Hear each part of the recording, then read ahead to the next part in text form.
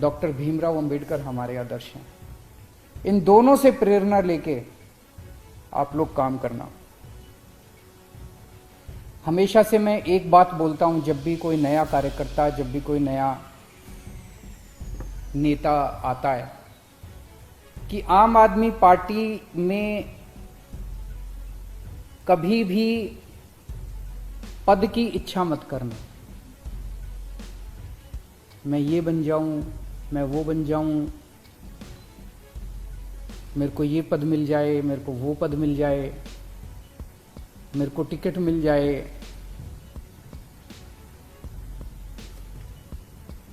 हमें खूब जम के काम करना है समाज के लिए, हमें खूब जम के काम करना है देश के लिए।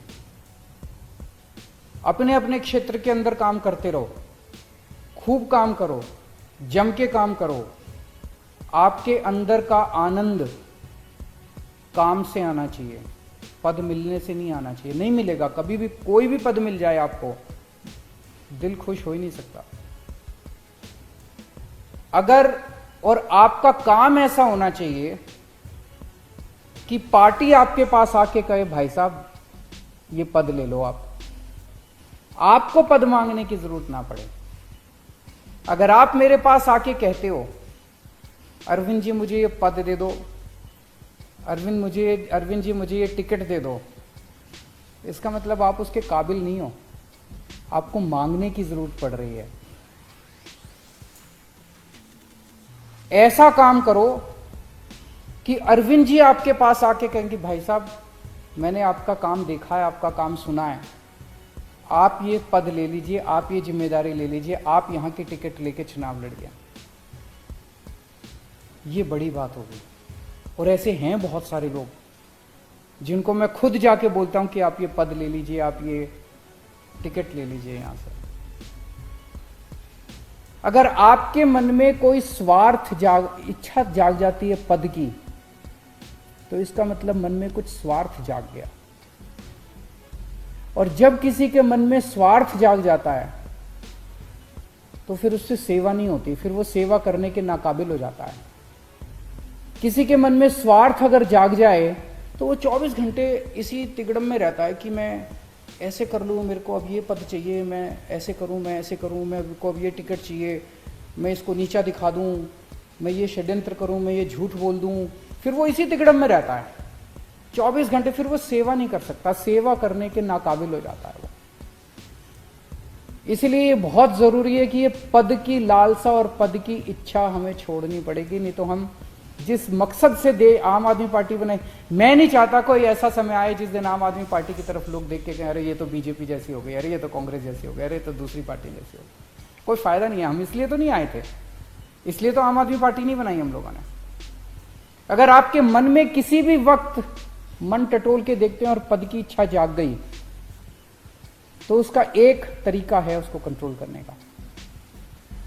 अगर आप दिन में 8 घंटे काम कर रहे हैं, 10 घंटे काम करना शुरू कर दो, 12 घंटे काम करना शुरू कर दो, 14 घंटे काम करना शुरू कर दो। खूब सेवा करो।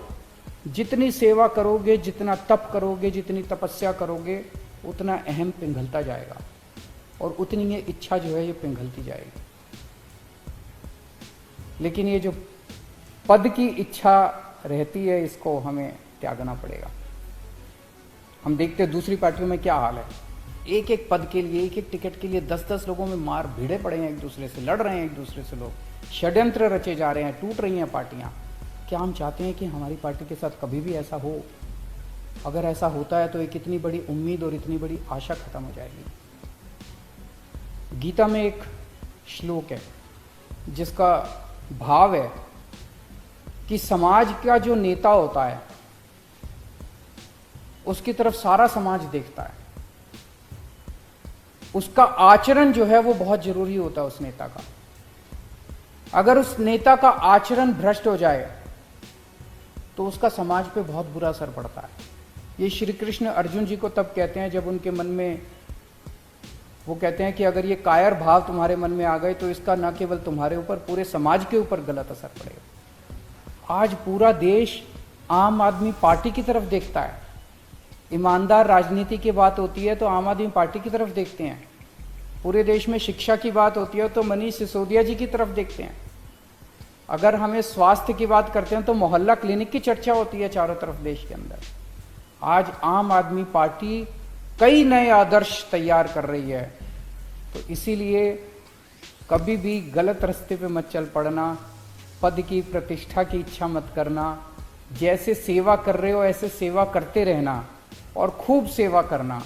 और मैं उम्मीद करता हूं कि जिस मकसद से हम सब लोगों ने मिलकर आम आदमी पार्टी बनाई है वो मकसद हमारा ज़रूर पूरा होगा। आज राष्ट्रीय परिषद में जितने नए सदस्य आए हैं उन सबको मैं दिल से बहुत बहुत शुभकामनाएं देता हूं। नमस्कार।